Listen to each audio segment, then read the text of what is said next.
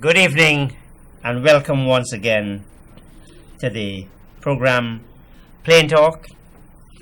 Tonight we want to discuss some current affairs issues, and my guest for this program is, I would have to say, a regular, Mr. Raymon Gaskin. Raymond, thanks and welcome. Thank you for having me here. Since you've been back, you've got a little bit active once again in commenting on public issues. One area that we know that you have dealt with is this question of the border issue with Venezuela. I want to discuss that with you. I want to discuss some of your favorite topics, such as the economy, sugar and rice. The government has recently made some appointments to GWI, Central Housing and Planning Authority.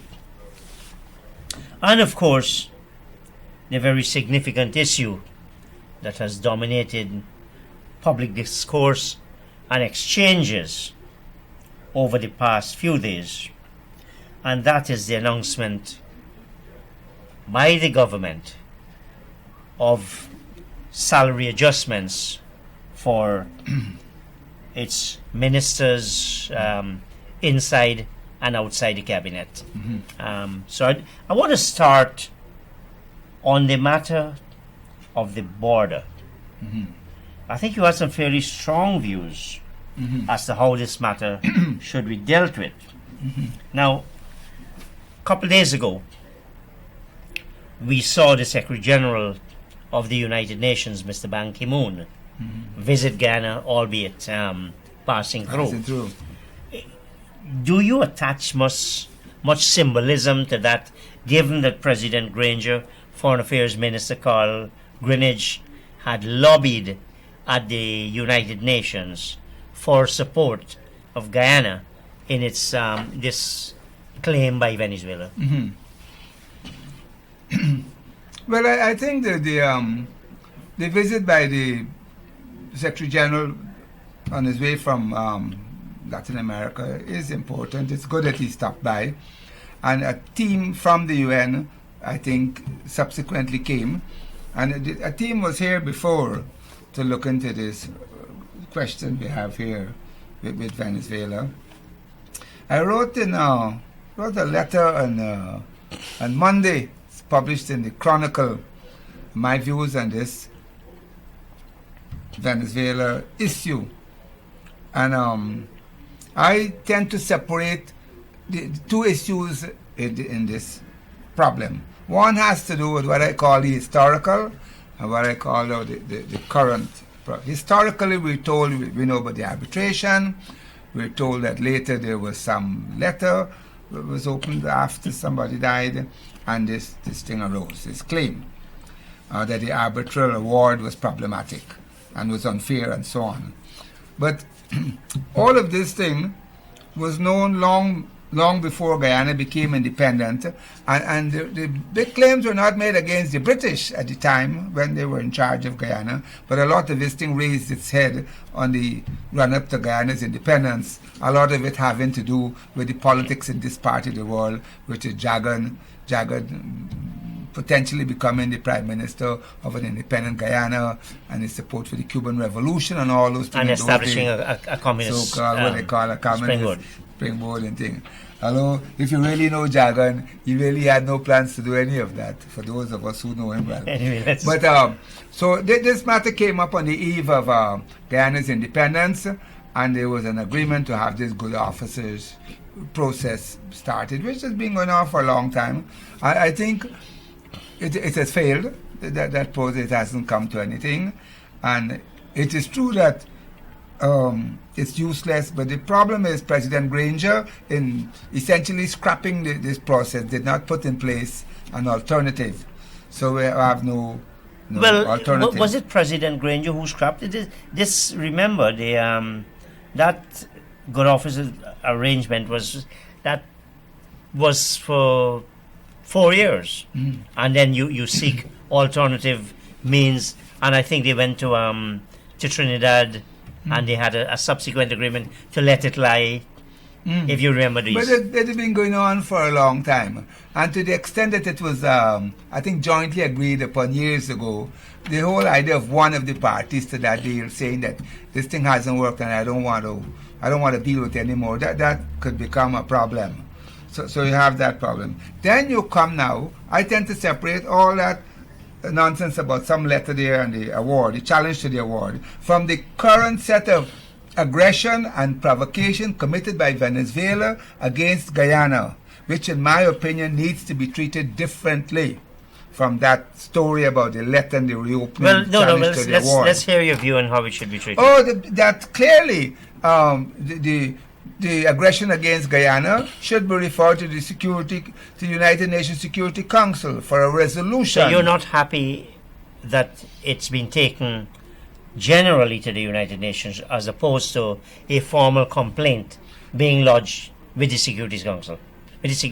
Sorry. I'm in favor of a formal complaint being lodged with the Security Council because there is clear evidence of aggression by this country against Guyana, and I'm utterly against this notion of judicial settlement, what the president calls some judicial settlement. Well, it does appear, however, that the president has stepped back from that and he's looking to the United Nations to deal with this. Whilst Guyana seeks international support, it's already got support from the British. Well, we have a lot of support in the United Nations. We have a lot of friends down there from the Commonwealth and all over the place. And we should go there for a Security Council resolution, which, if passed, would be binding on Venezuela to cease all acts of aggression against Guyana territory.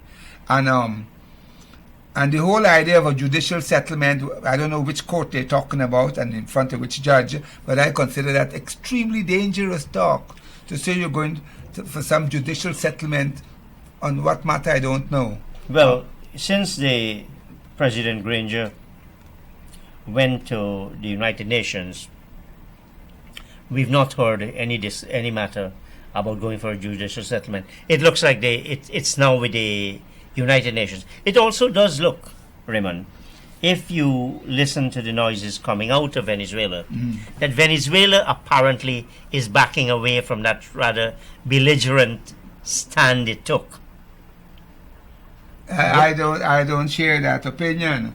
In Venezuela, it is my opinion that this whole so-called claim on Guyana's territory and this claim that the arbitral award needs to be revisited is deeply entrenched in Venezuela's domestic politics.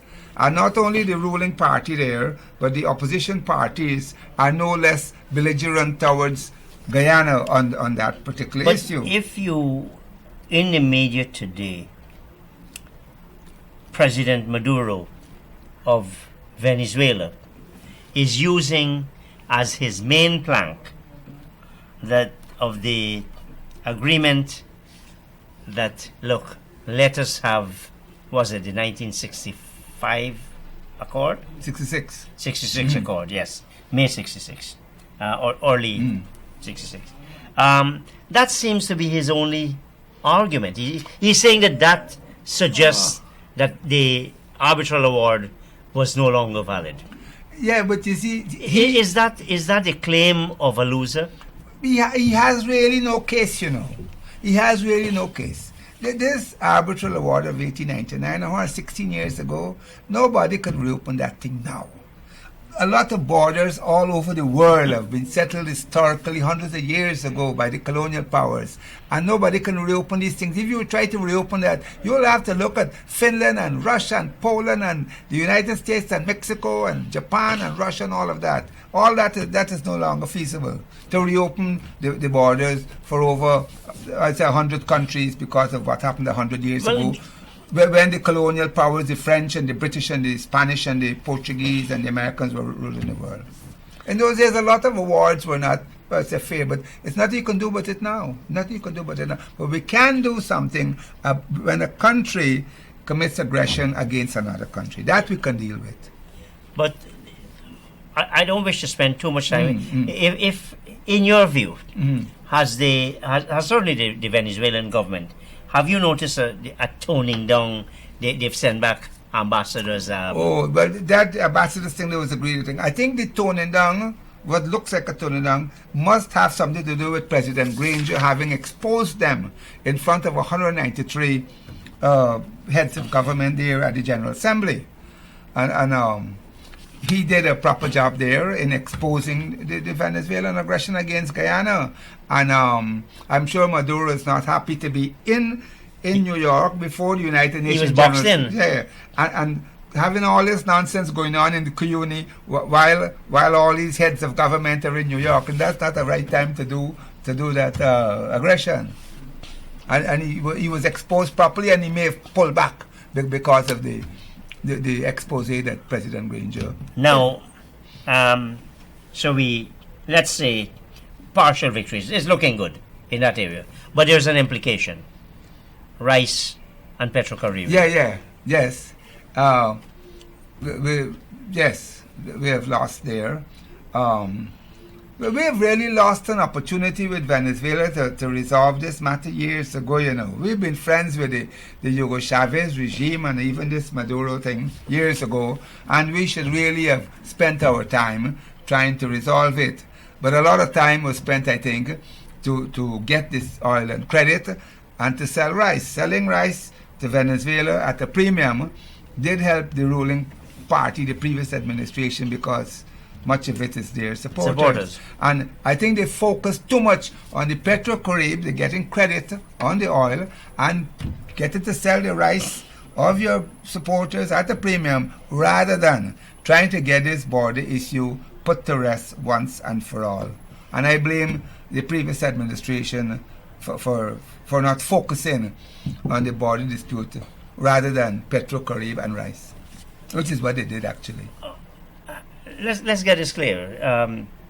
Are you suggesting that the PPP government actually sacrificed the bigger picture, the bigger issue, and the bigger opportunity of resolving once and for all the so-called Venezuelan claim for oil and rice? For oil and rice? I wouldn't say they sacrificed it. I said they neglected it, and they did not focus properly on that problem and diverted their attention to oil and rice. That's what they did. They weren't focused. If they spent as much effort on oil and on rice on the border as they did on oil and rice, maybe we wouldn't have had that problem. But they focused a lot was on this oil, credit for oil, and rice for your supporters at a premium. That's what they did. Let's move on. There have been statistics published about crimes, serious crimes, over the past, for this year, 2015. Do we have a crisis on our hands? I would say that we've had a crisis for a long time.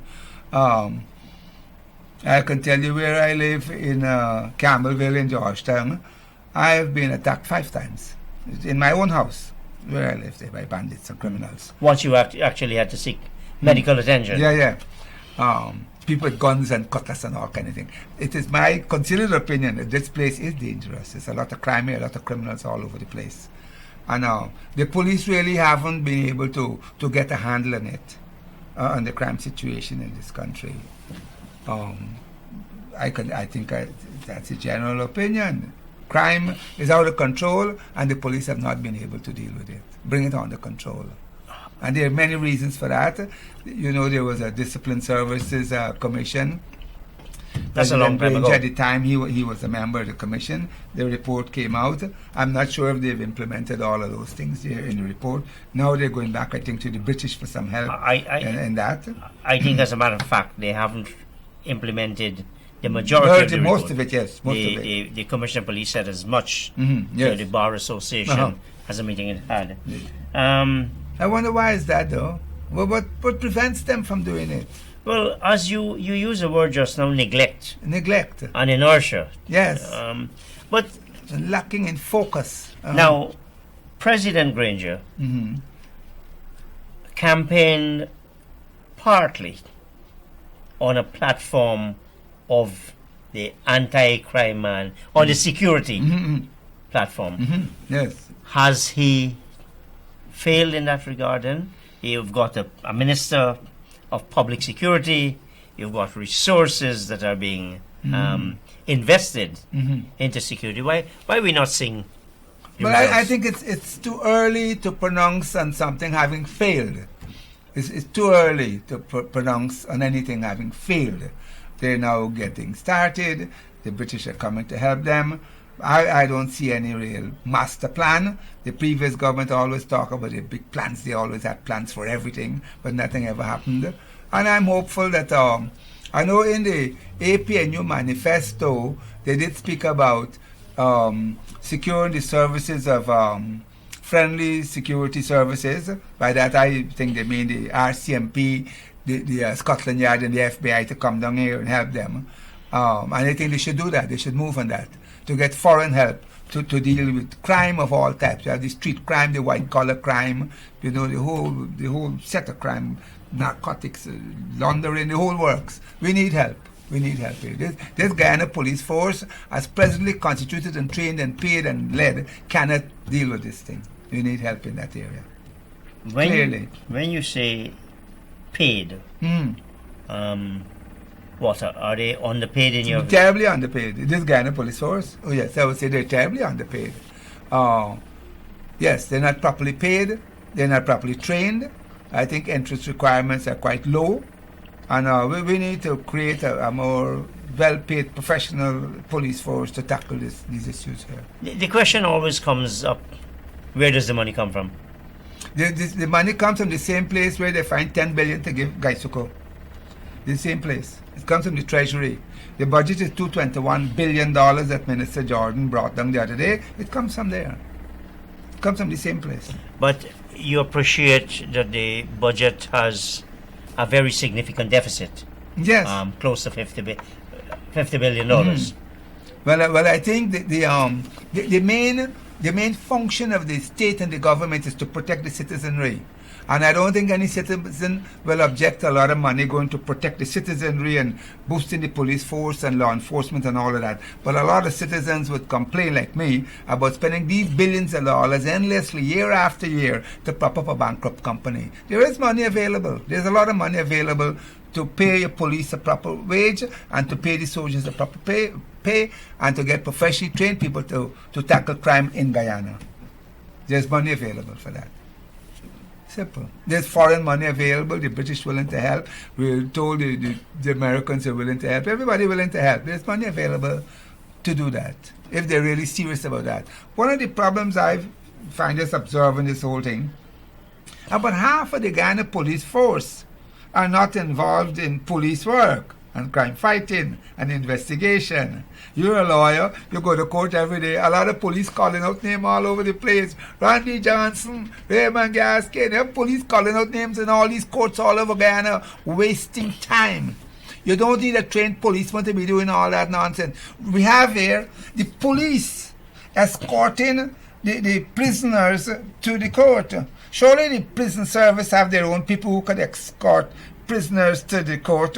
The police are tied up in a whole set of things that are not police work.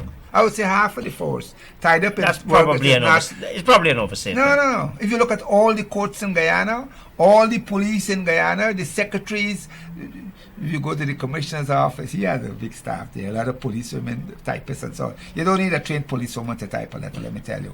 So they have to look at all that. They have a lot of police there, not doing police work. So that's part of the tax. That's So part we of are- the police reform. Yes. You have a lot of police and tactical units guarding ministers at the Chili Bar where I used to live. Have all these tactical police doing what I call watchman work that RK could do. It's a waste. It's the poor deployment of the resources you have. It's as simple as that, in my opinion. But it's not so simple. They have to be trained and they have to be put to do police work. Investigation, prosecution, intel work, intelligence gathering. That's how police operate. To build a modern professional police force. We've also seen over the past few weeks and months, an increasing number of drug busts, whether at whichever location, locally or abroad. Is that a sign that we are coping with the problem better?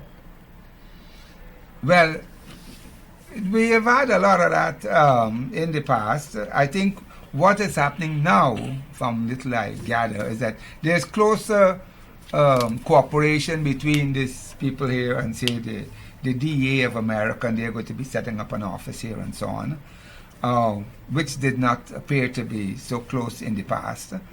So there's a lot of collaboration planned there between those two countries to reduce the flow of drugs, narcotics between the two countries. But that's a good thing. Of course, the economy suffers when all of that happens, because the illegal sector of the economy is a big driver in the economy. And when you clamp down hard on the guys in the illegal business, the criminalized sector, Thomas likes to call them, the narcotic sector, the money laundering sector, then the economy suffers too.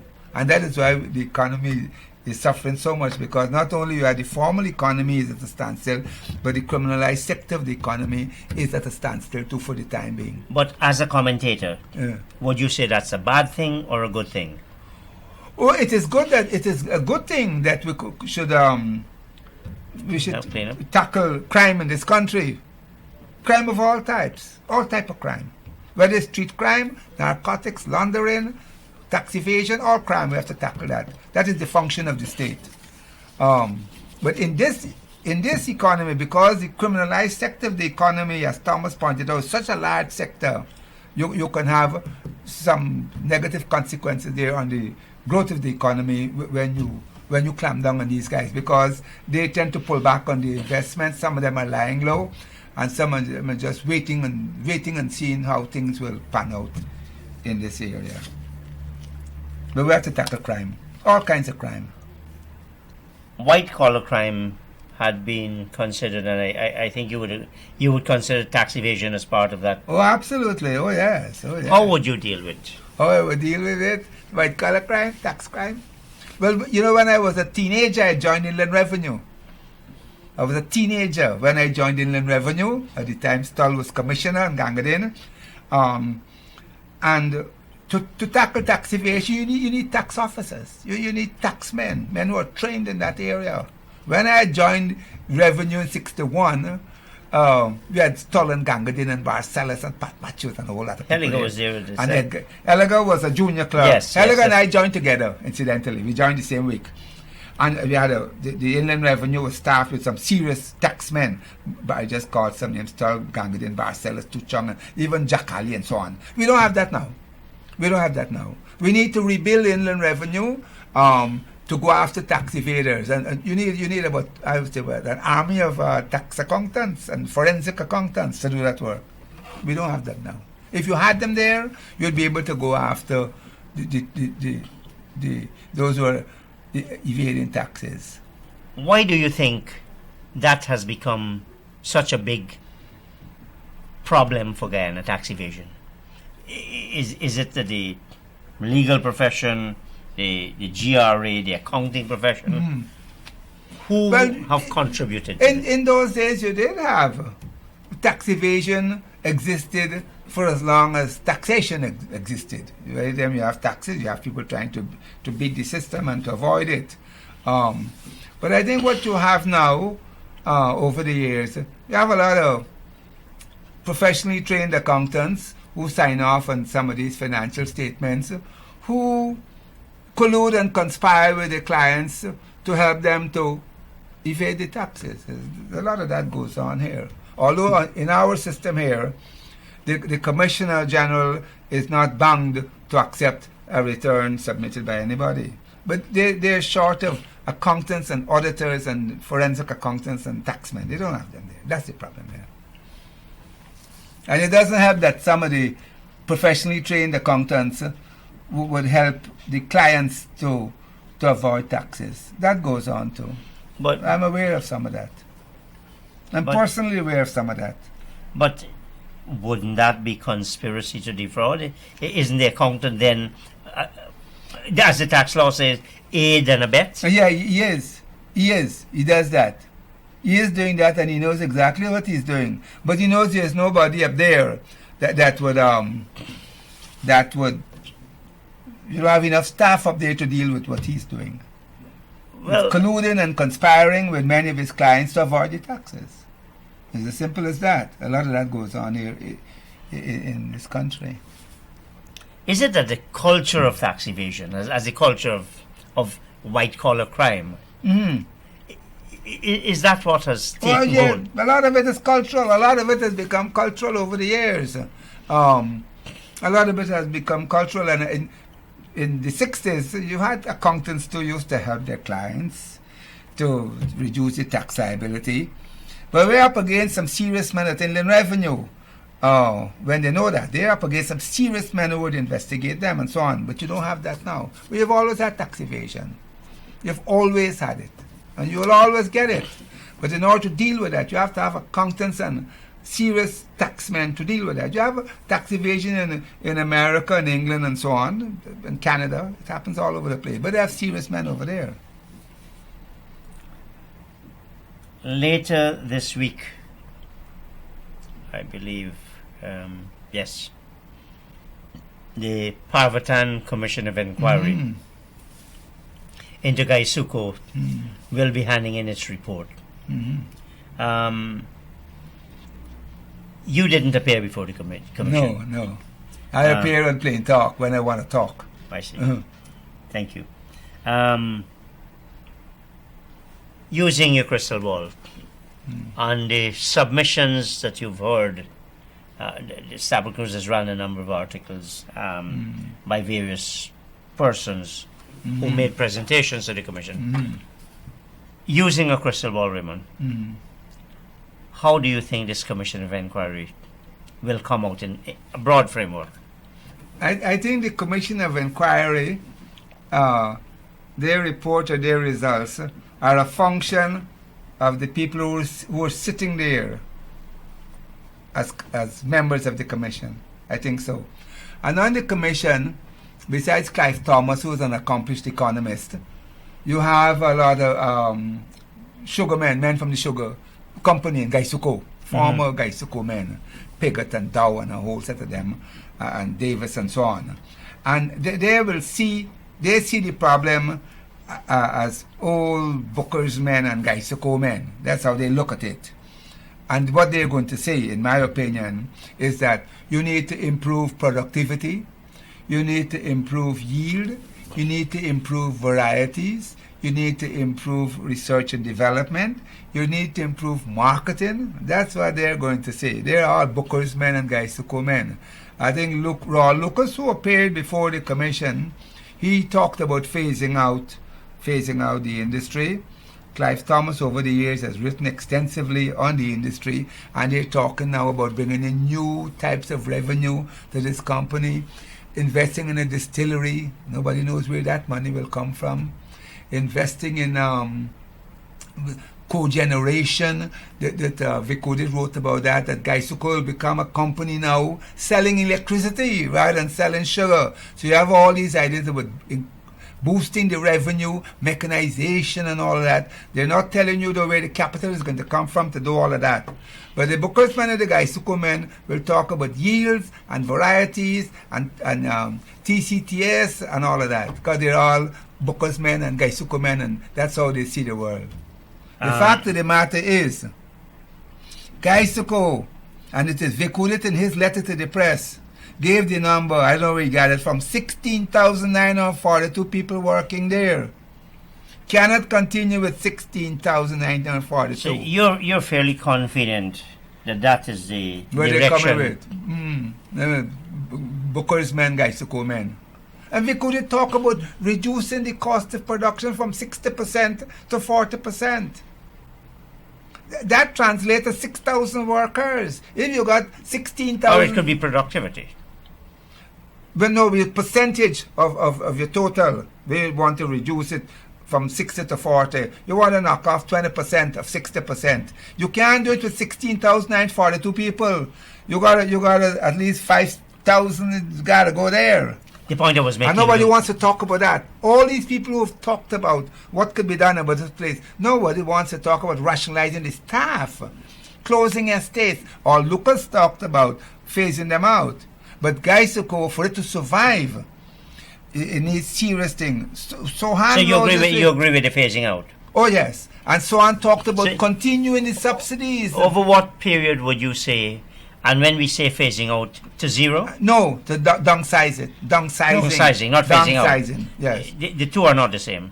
No. Phasing out some of the dogs of the estate that are real dogs, and downsizing the place. You're using a Boston Group term there. Yes. So viewers we call those estates that are not produced, we call them dogs. Stars and dogs, yes. So you will have to talk about. You'll have to talk about sending home, in my opinion, for guys who could to be turned around and to break even about 8,000 workers, and all these billions that are being spent to prop up the company and the industry, the company mainly, ought to be given to those people as severance so they can do something else with their lives. Nobody wants you get in difficulty to get people to cut cane, and the children don't want to cut cane anymore. There's a big change in attitudes down there. That's a big problem for guys to cope. And mechanization, you talk about capital, more capital. We put 200 million US into Skeldon, it ain't work. You got to pay it back to the Chinese. There's no money for distillery and more mechanization and more cogeneration and all these ideas that keep flowing all the time. You read about it in the papers. One of the members of the Commission of Inquiry is the Gawu General Secretary, I think. C. Paul Narayan. Would it surprise you if they perhaps were to come out and say, look, we believe in maybe a joint venture with the private sector? Who, the Gawu? Or the report? The report. Nothing would surprise me. Nothing surprises me in this country, actually. Nothing at all.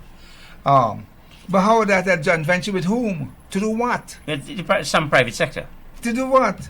To make sugar? To do cogeneration? To do distillery? You were saying a moment ago that you need capital for any of these so-called remedies. It would not surprise me if they were to say that, but it would surprise me if any private sector people will step up to the plate.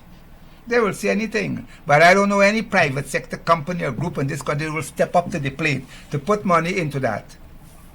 To put money into it as a joint venture, or could you foresee a situation where a private sector, like maybe the Chinese, as they did in Jamaica, said, look, we will buy Gaisuko?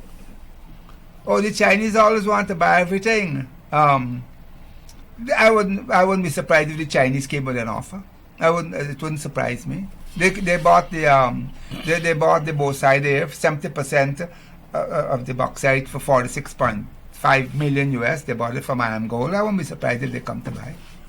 I understand at one time they were interested in buying DDL, but the DDL directors turned that down.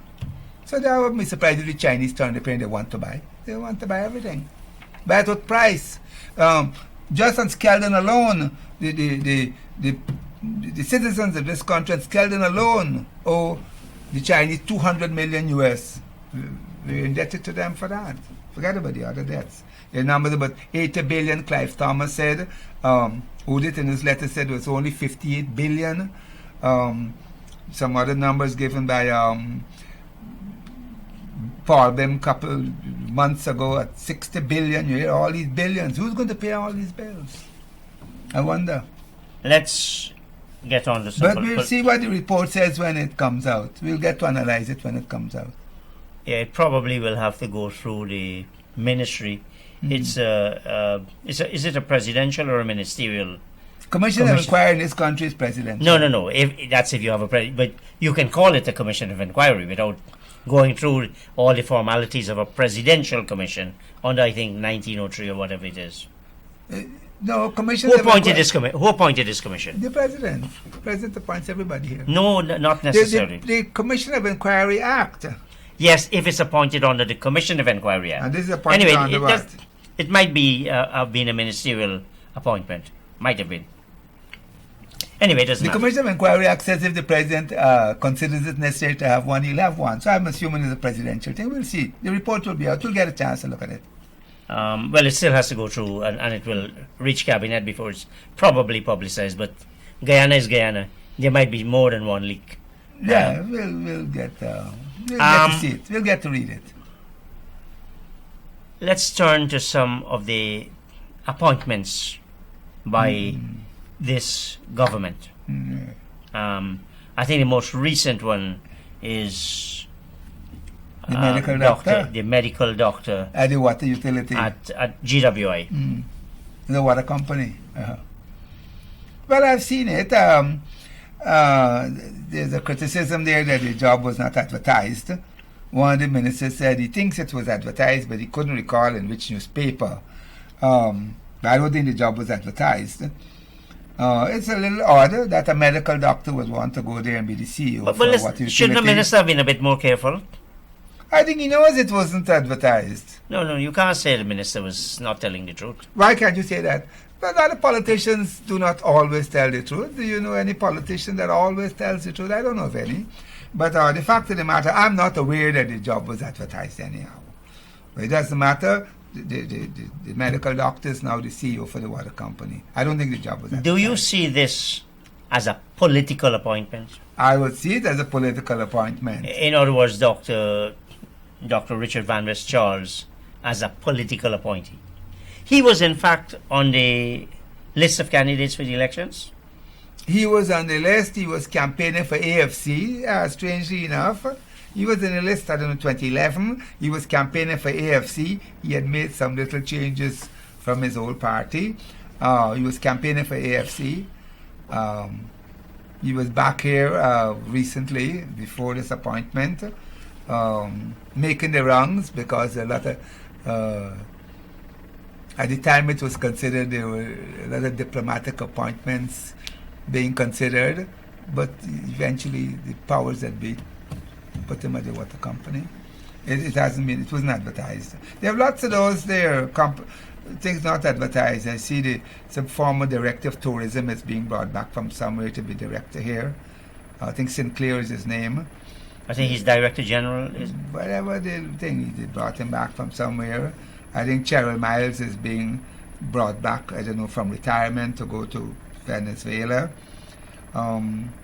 We still have a lot of vacancies there in the diplomatic areas. We don't have an ambassador, High Commissioner in London, Ottawa.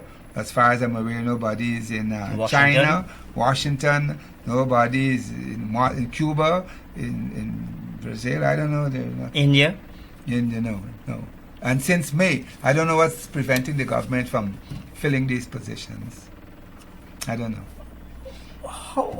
What do you think might be preventing the government, and what are the consequences of not filling these positions? I think what is preventing them is the infighting for these jobs. There are a lot of people fighting for these jobs.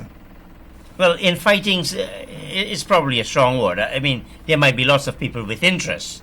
That does not amount to infighting. It's not only interest; it's more than that. Agitating, fighting, lobbying hard, fighting for these jobs. There's a lot of that going on. A lot of candidates. These are presidential appointments. Diplomatic appointments are presidential appointments. President Granger has shown himself not to be afraid of making decisions. It's not a question of being afraid to make the decision. The question is how long you'll take to make the decision. But he must know the consequences of this delay. Well, I'm not sure. I'm not sure if he's aware that Guyana's foreign policy is not being properly articulated and presented to these embassies all over the world. Represented. I'm not sure if he's aware of that. But the foreign minister ought to know that. We need to have people in the embassies in Ottawa and London and Washington to make these representations to those governments, especially with the problems we have now with a rambunctious neighbor. We need to have them. I can't understand why it takes so long to do these things. I really don't. Do you think that is impacting on our international relations and perhaps our support? Oh yes, I really do believe that. We need to have our people installed in those embassies or abroad to do the work that they're supposed to be doing. Yes. We need to be lobbying all those countries, all the members of the Security Council, the permanent members, the non-permanent members. Especially if we have to go there with complaints about Venezuela. We have to be able to lobby and get the votes that we need.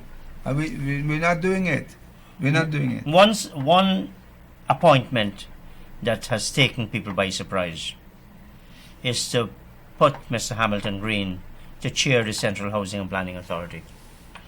You said you were never surprised. No, I'm not surprised. No, I'm not surprised. Do you at think all. he's a good appointment? I think they're better people, but I'm not surprised that they would put him there. I'm not surprised, but there are better people who can go there.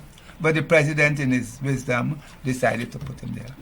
But I'm not surprised at all. Does it bother you, the number of political appointments that are being made to all these boards? Well, the I've looked at them. I wouldn't say I'm happy. I'm not excited about some of the people I see there, and the chairman of the board and so on, the chairpersons of those boards. I'm not excited. I don't think many of them are competent people to run those boards. I don't think many of them have any experience in running anything or to be directors of anything. And some of them are being recycled. And I'm not optimistic that they will perform. I really am not. I've looked at some of it. Now, and many boards have still not been appointed, like the GPL board, I know for sure. GPL board is not appointed. I don't know what's keeping them back on that. You have the Harbour Bridge board is not appointed. There are a lot of boards not yet appointed. The GA board, I don't know, so on, lots of it. if you look at the list of the APNU plus AFC, almost every, perhaps high into the 80s, 90s, maybe, of those persons have been appointed either to central government positions, local government positions, board positions. Does it disappoint you, given what the APNU plus AFC had criticized the PPPC for? No, it doesn't. I know they would criticize them and they would do the same thing. No, I'm never surprised. They would do the same thing. They choose their own friends and supporters and put them there. So, no, I'm never you're surprised. saying would. Have they done that? They have done that, absolutely. They've put their own friends and supporters in all these boards, the chapers and all that, yes. And I'm not surprised that they would do it. Because when they look around to people to fill boards, many years ago I was involved in filling boards when I was at finance. We look around for your supporters and your comrades and you put them on the boards. So you would say, no, in terms of the political culture, Yeah. how Nothing has changed. How has it changed? No, it hasn't. It is the same thing. Same thing. I don't want to call your name, but you look at all the chairpersons of the boards, and you see it's party members, party supporters, people from the leadership of the parties and so on. I'm not surprised, and I know they would do it. They would always do it. When I invited you, and this is after I had someone pulling out from the program, because apparently something I wrote. You said there was you wanted to discuss, and I think we should, if you've asked for it, the presidential pardon and how it operates. Yeah, I've read the piece on the Bar Association, the piece, and the problem, the thing that really aroused my interest is not what the Bar Association had to say about it, is what the president had to say, his reaction to it. His reaction is what we call in Russian very bolesneno. It's a Russian word. I'll tell you what it means. I'll tell you what it means just now. Time is running out, yes. And it's not what you had to say, it's how the president reacted. And how did he react? Fairness, Raymond, in fairness to the president, he did not say he was responding to the Bar Association. I think all those who heard him, including me, I believe he was responding to the Bar Association, because it is only the Bar Association at that time, as far as I'm aware, that had criticized this wholesale release of persons who had been serving time. And he said he really doesn't, he will do it again. He has no apologies to make, that's what he's saying in effect, he will do it again. Although it is pointed out to him that there's a problem in how you go about doing these things. And I still would like to know, it is true what the president says, that youth man really should be in school, learning a trade, but plenty of them doing crime. Well, it depends on what the age of youth man is, because apparently a number of these persons were 25 years old. Well, I'm not sure which school you're sending them to. Well, I would like to know, since he has taken a whole set of them out of the system and he said they have to go to school, so they should tell us now which school these people are going to. I hope he sent some of them to Queen's College where he used to go. No, but aren't you, are you violating people's human rights there? By naming them and No. Why is that? I think President Ramatar, on the eve of his departure, he did exercise his prerogative and release some sex offender from prison. And the name, sex murderer. A sex murderer. And the thing was published.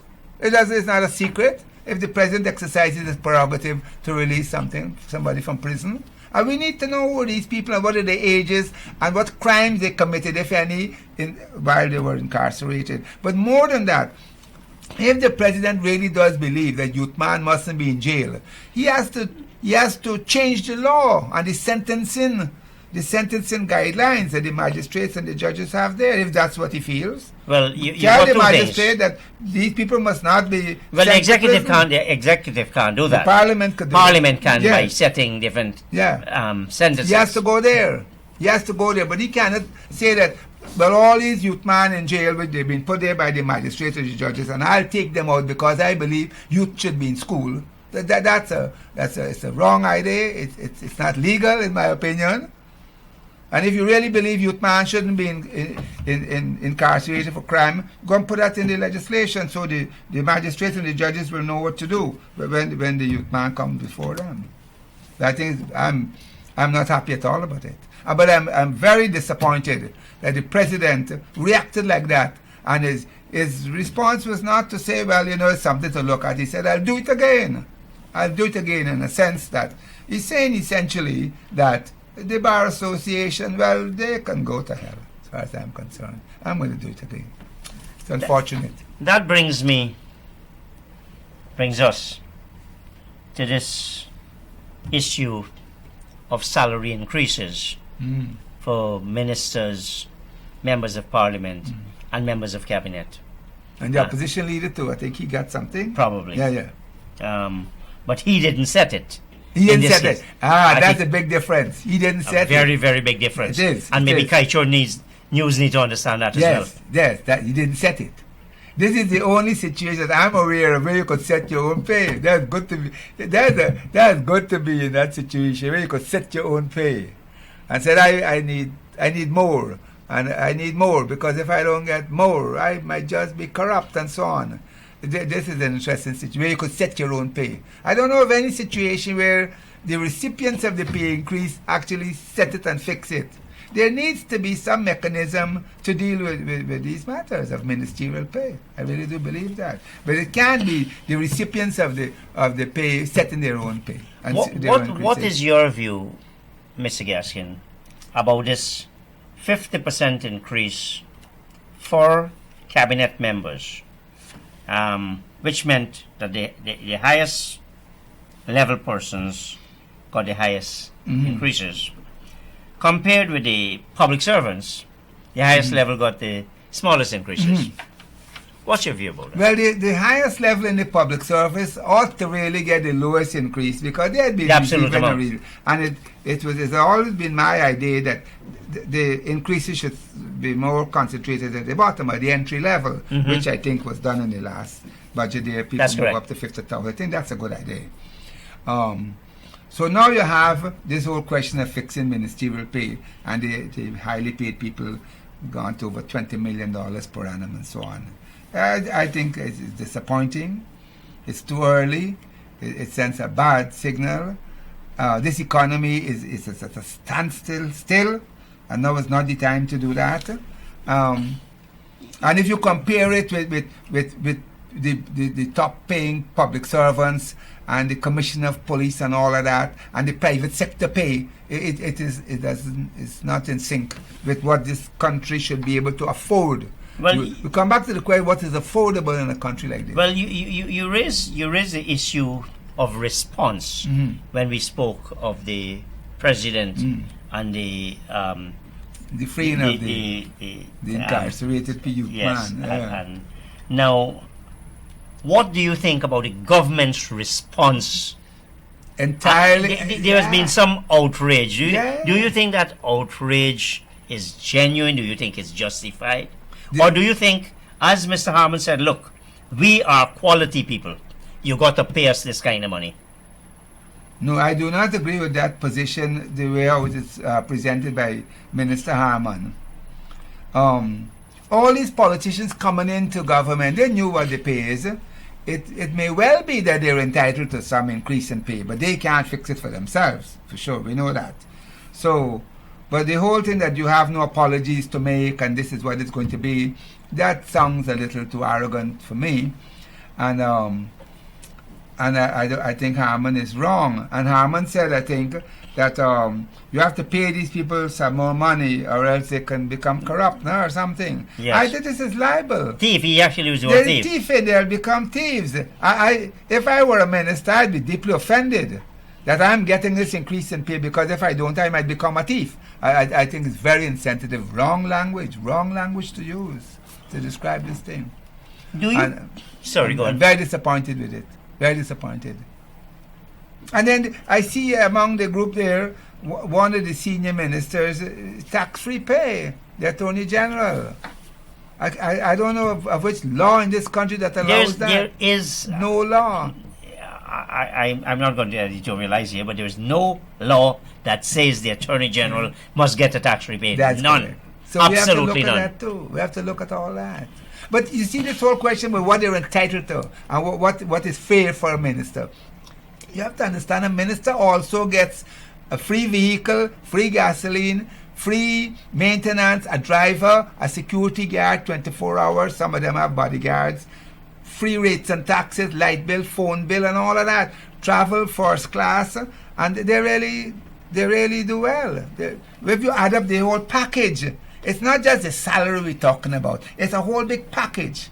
I know one minister who's no longer a minister, that used to be in the PPPC administration.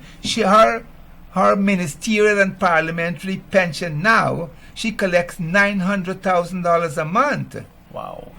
Just as a pensioner, having been a minister and an MP in the PPPC administration. 900,000. And that's tax-free on our law. Yeah, that 900,000. So when you talk about what ministers are getting, what they're supposed to get, you have to look at this whole thing. They have a very extravagant pension package too. This particular minister is getting over 900,000 per month pension. And people, MP and minister. You get pension after 4 years as a member of parliament. Yeah, when I get 17 as a senior citizen. How do you place this within the context of the APNU plus AFC government? This business, David Hines has come out against it. Yeah. Well, Lincoln Lewis, I'm not quite sure. He said we have a wage-led economy, so maybe they should lead the way. Well, What if you had to put this in a political context? This action by the government has really put their friends in a problem. Because the friends having difficulty justifying it. Even David Hines is clear about it. Lincoln Lewis, he didn't know how to respond to it. Patrick Yard says it's great, so long as his people could get the same thing too. His people just got 5% and 10%. Yes, and he's saying yes, it's good, it's a good thing if my people could get the same. Well, Yard is like that. So, but they've created a lot of problems for their own friends with this matter. But I'm asking you to put a political view of it. How sensible a political move it was. Well, no, it's bad politics. In whichever way you look at it, the quantum, the timing, the announcement, the secrecy, the response, in every which way, it's wrong and it's bad. Bad politics. You said timing, Mr. Gaskin, but would it, if they'd done it next year, would it be any better? We don't know. Next year, if the economy is performing and doing very well, and we're over the hump on a lot of problems, maybe we can look at it. But it cannot be that you're fixing your own pay. That we have to get away from that. Where you fix your own pay, you fix your own increase, and you're already getting free light bill, phone bill, rates and taxes. Some of them get free food, gasoline, security, and all of that. We have to look at all that. When you think the total package together, it cannot be justified at all. This is a poor economy, this is a struggling economy with 0% growth rate, and we have to look at all that when we're trying to figure out what would be fair for a minister. We have to look at all very quickly. There have been calls, for example, to revoke these. Do you see that happening? No. Politically? I don't see that at all. Not in this culture. I don't revoke nothing here. No. What damage, and that's my final question, what damage, if any, do you think this has done to the reputation of the PPPC? Sorry, the APNU plus AFC? Well, I was thinking about that, and I think that it is part of the culture of the politicians to do what you got to do, take your licks, take your blows, and hope that things will blow over. And that is what they're doing.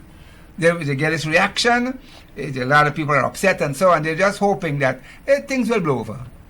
I'll push the operator for one final question. AFC, WPA, you haven't heard any independent commentary from them. Does that bother you? I'm going to use a different word. Nothing bothers me. It bothers me, but it doesn't surprise me. Why does it bother you?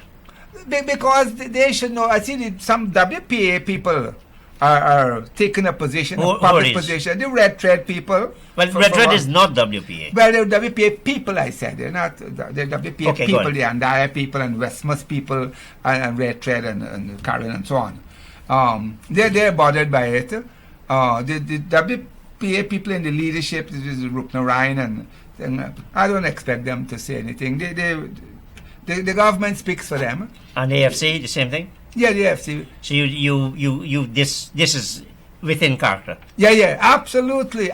These guys are just enjoying themselves. Absolutely. And they're having a nice time. Mr. Raymond Gaskin, thank you, as usual, for appearing on Plain Talk. As you said, when you want to express yourself, you come on Plain Talk. Yes. I must say, you've been very subdued this evening. Thank you. Congratulations. Thank you. Operators and viewers, thank you and good night. Until we meet again next week at the same time.